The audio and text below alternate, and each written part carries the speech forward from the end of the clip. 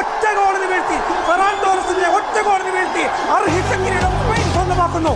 2010 ശേഷം ആദ്യമായി ലോകത്തിന്റെ നെറുകയിലേക്ക് സ്പാനിഷ് ഫുട്ബോൾ ഉയരുകയാണ്. ഇതെന്തൊരു വിജയമാണ്! പോർച്ചുഗലിനെ, ഫ്രാൻസിനെ, ഏറ്റവും ഒടുവിൽ അർജന്റീനയെ അരിഞ്ഞു വീഴ്ത്തിക്കൊണ്ട് സ്പെയിൻ ഇതാ അക്ഷരാർത്ഥത്തിൽ എതിരാളികളെ ശ്വാസം മുട്ടിച്ചുകൊണ്ട് സ്പെയിൻ ലോക ഫുട്ബോളിന്റെ നെറുകയിലേക്ക് എത്തുകയാണ്. ഒരിക്കൽ കൂടി എക്സ്ട്രാ ടൈമിൽ, ഒരു കലാശപ്പോരിന്റെ എക്സ്ട്രാ ടൈമിൽ അർജന്റീനയ്ക്ക് ദുരന്തമായി ഒരു വിന്നർ വന്നിരിക്കുന്നു. ഒരിക്കൽ കൂടി എക്സ്ട്രാ ടൈമിൽ 2014 മാരിയോ ഗോട്സെ എങ്കിൽ ഇപ്പോൾ ഫെറാൻ ടോറസ്.